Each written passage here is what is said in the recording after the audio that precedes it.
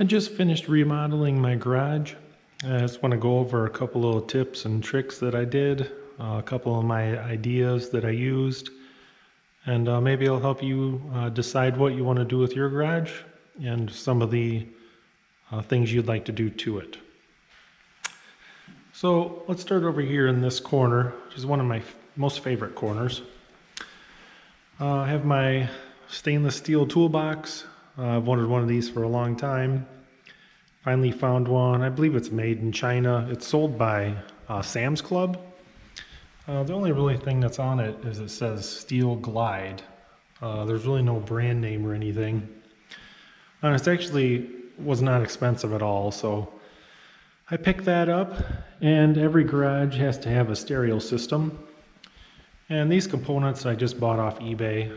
Some Polk Audio bookshelf speakers, Yamaha receiver, Onkyo 6-disc CD player, just so when I'm working out in the garage I have some music. And this is kind of my car corner.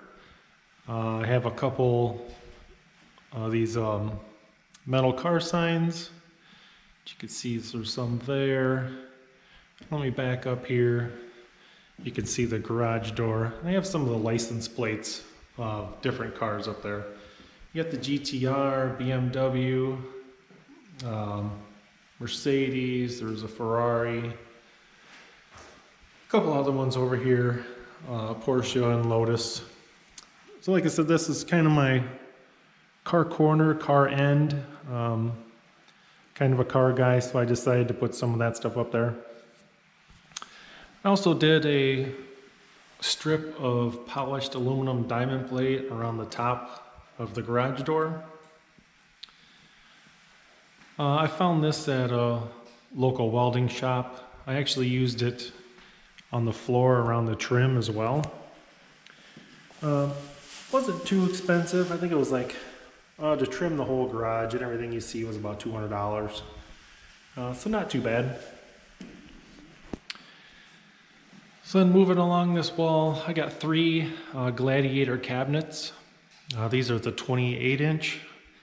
I was trying to go between these and the Cobalt, which is sold by Lowe's. The Cobalt cabinets are nicer. If you want, top of the line cabinets, Cobalts are really, really nice. They cost quite a bit more. I believe they were about $70 more per cabinet for these 28-inch ones. But I'm pretty happy with the Gladiator. They're a little bit cheaper, not quite as heavy duty, but they'll do the job. I'm moving over to this corner. We enjoy fishing. I've been fishing my whole life. These are some of the mounts that I've had over the last probably 30 years. And just decided it's, when I'm out here in the garage, you kind of want to personalize it. I feel the garage is just another extension of the house, or just another room of the house. And you can make it as nice as you want. The nicer you make it, the more you can have, birthday parties, stuff like that out here. And then coming along this front wall, a couple more Gladiator cabinets. There's 2 36-inch and then 2 24s in the center. A couple stainless steel guitars that I laser cut at work. Just for aesthetic reasons, I thought they were cool to hang there. Now you guys might wonder why my cabinets are so high off the ground. I want to be able to store stuff underneath them rather than on top of them. And for the cabinets along the side, I mounted those up high because I want to be able to walk underneath them, especially like parking a motorcycle in here along the side. I don't want to hit my head on the cabinet. So that's why mine are off of the floor as high as you see them. Now there's the house, or the door going into the house. Just kind of painted that the same color as I painted this top trim going around the garage. And then there was already an attic ladder. I'd happened to install a new one that is all steel, and it's a little heavier duty. And then I took a piece of the diamond plate and fastened it to that side so I don't just see that plain chunk of wood up there. And over here, this is a custom kind of coat rack. I designed, like I said, more diamond plate. And then these are just standard kind of coat hooks that I believe I picked them up at Menards. And screwed them right into the wall. Now, speaking of the wall, the entire wall is insulated, all four corners.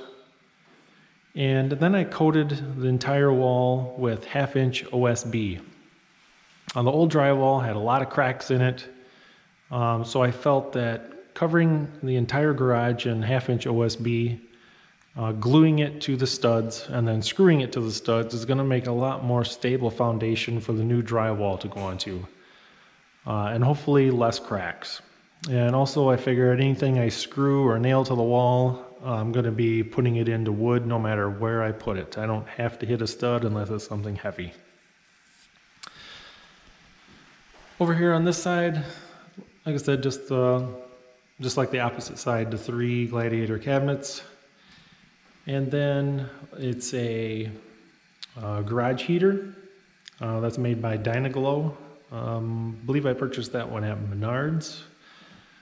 This garage is about, I think it's 22 by 24, and that on the low setting keeps it about 50 degrees in here when it's about 0 outside. So plenty of heat, especially if you're going to work on cars and stuff in the wintertime. It's nice to be out here in just long sleeve shirt. Coming over here to the final corner, we do like to get together and play cards, so these are some pictures I had hanging in the house. I decided to bring them out here just to personalize the garage a little more. And it's winter time, so I have a little spot there for the snowblower, and I just used a couple of plain white 5-gallon buckets for my salt. Just labeled them on there. And last but not least, which is one of the last things that we did, we had the entire floor coated with, it's a Polyuria. It's not as strong as epoxy.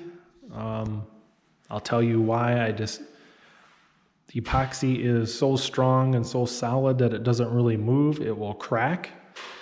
And being up here in northern Illinois with negative 30 temperatures sometimes, I wanted something a little more flexible so that if my concrete does move around a little bit, it's not going to crack the coating. So this Polyuria is a little more flexible, and hopefully it will not crack and will last a long time. And that pretty much concludes my garage remodel. If you guys would want to make a comment, a like, dislike, subscribe. Let me know if you have any other ideas on garage remodeling. Like I said, I think it's just another extension room of the house.